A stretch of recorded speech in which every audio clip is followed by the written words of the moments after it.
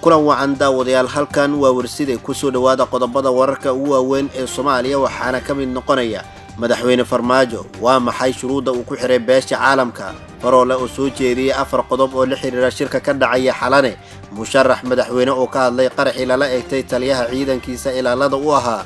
khilaaf xoogan oo ka taagan halka uu ka dhacayo shirka dawladda federaalka iyo maamul goboleedyada ee ka dhacaya magaalada Muqdisho galmudug hirshabeelle iyo koonfur galbeed iyagana waa maxay go'aankooda ku aadan halka uu shirka ka dhacayo qodobadaas iyo kuwa kale ayaad ku daawan doontaa warka warsida TV fadlan haddii ay tahay markii kuugu horeysay aad soo booqatay saar subscribe like la wadaag asxaabtaada oo furo gambaleelka si aad u noqoto qofka ugu horeeya ee hela wararka iyo macluumaadkan halkan soo gelino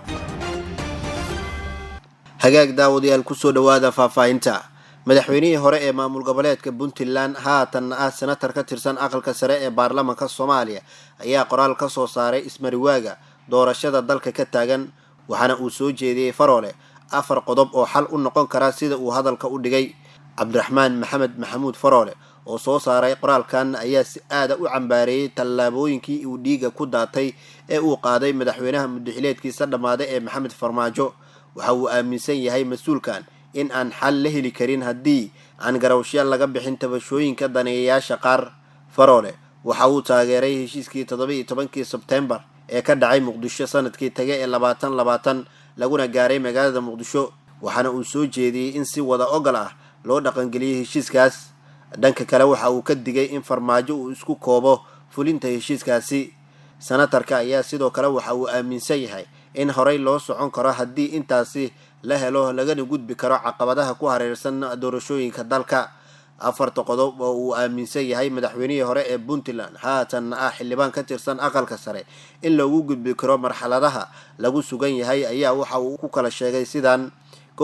in shirka soo aadan ay ka wada qayb galaan dhammaan daneeyayaasha madaxweynaha waqtigiisu dhamaaday ra'iisul wasaaraha madaxda maamul goboleedyada guddi uu horkacayo afayeenka aqalka sare iyo xubno ka socda golaha midowga musharaxiinta xilka madaxweynaha wadanka 2 in guddi ka socda beesha caalamka uu kor joogteeyo maxsuulka shirka si ay hogaamiyayaasha uga caawiyaan in ay isfaham buuxda ku gaaraan 3 in ammaanka shirka ay la wareegaan howlgalka midowga Afrika ee AMISOM iyo sidoo kale xafiiska qaramada midoobay ee Soomaaliya qodobka 4 ee uu farole soo jeediyay ayaa waxa uu yahay in xalka uu ku jiro iyada oo la xaqiijinayo matalaada dhammaan dhinacyada iyo wada ogolka dhammaan dhinacyada si loogu gudbo ismariwaaga loona dareemo doorasho la isla ogol yahay xor iyo xalaal ah qoraalkan ka soo baxay madaxweynihii hore ee Puntland Farole ayaa imaanaya xilli la filayo in maalmaha soo socda uu shir ka dhaco Muqdisho gaar ahaan teendhada Afisyooni oo horey loogu doortay Farmaajo 4 sano ka hor waxaana taasi ay timid kadib markii laga shakiyay kalsoonida amni ee lagu qabi karo xukuumadda xilgaarsiinta iyo madaxweyne Farmaajo dhinaca kale khilaaf xoogan ayaa ka taagan halka lagu qabanayo shirka dawladda federaalka iyo maamul goboleedyada iyadoo beesha caalamka ay qorsheysay in uu ka dhaxdhaco xarunta xalane Muqdisho waxaa ku sugan inta badan madaxda dawlad goboleedyada dalka kuwa oo u yimid sidii ay uga qayb gali lahaayeen shirka looga hadlayo khilaafka ka taagan arrimaha doorashooyinka dalka shirkan waxaa horey u cilaamiyay madaxweynaha waqtigiisu dhamaaday ee Maxamed Farmaajo waxaana shirkan garwadeyn ka noqon doona oo hadda gogasha fidiyay wakiilada beesha caalamka gaar ahaan qaramada midoobay madaxda maamulada Puntland iyo Jubbaland ayaa horey ugu xiray ka qaybgalka shirkan shuruudo badan oo ay ka mid yihiin in lagu qabto gudaha garoonka diyaaradaha aadan cadde gaar ahaan teendhada Farmaajo lagu soo doortay ee dhinaca Afisyooni ku taala sida aan war ku helnay madaxda dawladda federaalka ayaana ku qanacsaneen in shirka lagu qabto meel ka baxsan madaxtooyada asaate beesha caalamka ayaa cadaadis xoogan ku saaraysa madaxweyne Farmaajo inuu aqbalo in garoonka uu ka dhaco shirka gaar ahaan teendhada Afisyooni madaxda maamulada taageersan dawladda sida galmudug koonfur galbeed iyo hirshabeelle ayaa wararka ay sheegayaan in ay codsadeen iyagana in shirka lagu qabto gudaha madaxtooyada waxaana ay ka biyo diidan yihiin in shirkaasi ka dhaco teendhada Afisyooni waxaa socdo dadaalo xoogan oo lagu doonayo in xal looga gaaro khilaafka haatan ka taagan goobta rasmiga ah ee lagu qabanayo shirka loogana hadlayo xalka gaaridda khilaafka ka taagan arrimaha doorashooyinka ee mar kale ay yeelanayaan madaxda federaalka iyo kuwa dawlad goboleedyada isku soo wada duubo xaaladda siyaasadeed ee dalka ayaa marba marka ka dambeysa cagaha la sii galaysa god dhiiqa ah, isla markaana madaxda maamulada Puntland iyo Jubbaland meel adag ay taagan yihiin kuna aadan ka qaybgalka shirkaasi in uu ka dhaca xarunta Xalane, halka madaxda dowladda federaalka iyo maamulada taageersan ee Galmudug, Hirshabelle iyo Koonfur Galbeed ay taagan yihiin in shirka uu ka dhaco meel ka baxsan teendhada Afisiyoni, gaar ahaan madaxtooyada Soomaaliya, isla markaana ay beesha caalamka kaliya ay ka noqoto korjoogto. Lama oga halka uu ku dambeyn doono khilaafkan soo ifbaxay ee ku aadan halka uu shirka ka dhacayo, iyadoo dhinacyada ay isku hayaan goobta uu shirka ka dhacayo iyo amniga. Madaxweynaha maamulka Puntland oo shalay soo gaaray Muqdisho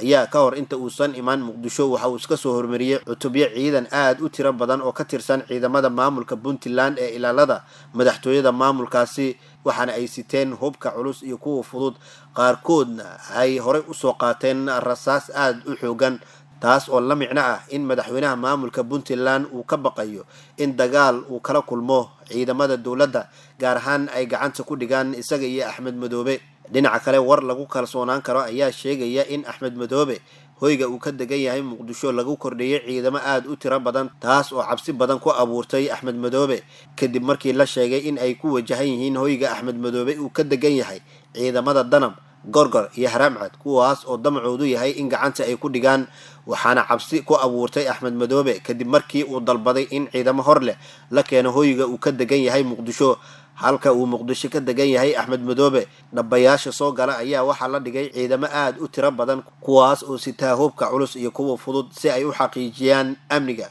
madaxweynaha maamulka Jubbaland Axmed Maxamed Islaam Axmed Madoobe.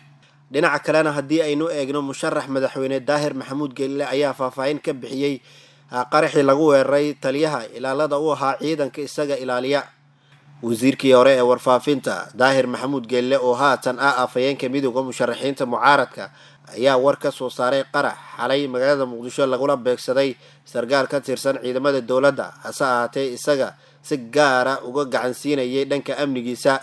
Daahir Geelle ayaa xaqiijiyay in qaraxaasi lagu dilay laba ka mid ah ilaalada gaashaanla dhexe Cumar Cabdiraxmaan Abuukar oo haatan taliye u ah ciidanka ilaaliya Daahir Geelle, kuwaas oo magacyadooda uu ku kala sheegay Daahir Geelle Axmed Cali Maxamuud iyo sidoo kale Xasan Cali Maxamed.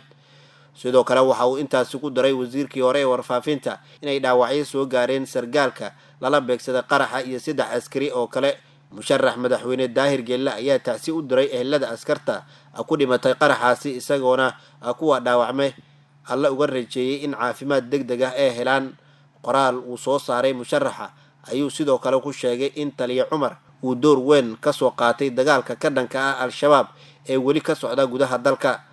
taliye Cumar waa sargaal astaan u ahaa oo dhowr iyo 10 sano oo tagtay ku dhiiranaa difaacida dalka, dadka ka dhicinta dhagarqabayaasha argagixisada. allaha ku caafiyo adiga iyo wiilasha askarta ee ku dhaawacmay, ayuu yiri musharax Daahir Maxamuud Geelle oo qoraal soo saaray. si kastaba muddooyinkii la soo dhaafay ayaa waxaa gudaha Muqdisho ka dhacayay falal amni darro oo u badan qaraxyo geystay khasaare kala duwan oo soo gaaray dhinacyada shacabka iyo mas'uuliyiin ka tirsan dowladda. lama oga cidda ka dambeysa qaraxan, mana jirta mas'uuliyad ay sheegteen ururka Al-Shabaab. ugu dambeynna dowladda Kenya ayaa gabi ahaanba ka baxday kiiska dacwadda badda ee la filayay in biri oo 15 bisha ku beegan la sii ambaqaado. dowladda Kenya ayaa gabi ahaanba ka baxday kiiska dacwadda badda ee kala dhaxaysay dowladda Soomaaliya, kaasi oo qorshuhu ahaa in 15 bisha oo ku beegan biri la dhageysto garmaqalada qareenada u doodaya dowladda federaalka iyo sidoo kale kuwa dowladda Kenya.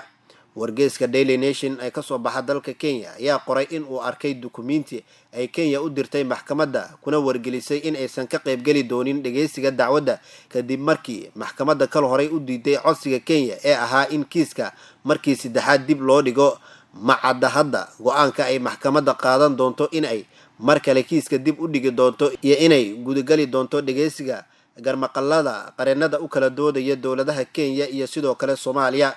waxaa soo ifbaxaya guusha ay Soomaaliya ka gaartay dacwadda kadib markii Kenya ay la imaan weysay cadeymo ku filan oo ku aadan lahaanshaha qayb ka mid ah biyaha Soomaaliya ay sheegatay. dowladda Soomaaliya ayaa la filayaa in ay war ka soo saarto arrinkan ee ku aadan dacwadda ay ka baxday dowladda Kenya, isla markaana ay si awood muuqunina ku haysato biyaha Soomaaliya kuna sheeganayso in ay iyada leedahay. hase yeeshee shacabka Soomaaliyeed ayaa looga baahan yahay in arrinkan ay ka dhiidhiyaan una istaagaan muujinta midnimada ummadda Soomaaliyeed marka loo eego qadiyad ku aadan bariga iyo biyaha ummadda Soomaaliyeed ay leeyihiin. guud ahaan daawadayaal wararkii aad ka daawanayseen Warsida TV oo naga inta fadlan haddii ay tahay markii kuugu horeysay aad soo booqatay saar subscribe la wadaag asxaabtaada oo fura gambaleelka si aad u noqoto qofka ugu horeeya ee hela wararka iyo macluumaadkan halkaan soo gelino. nabadgelyo.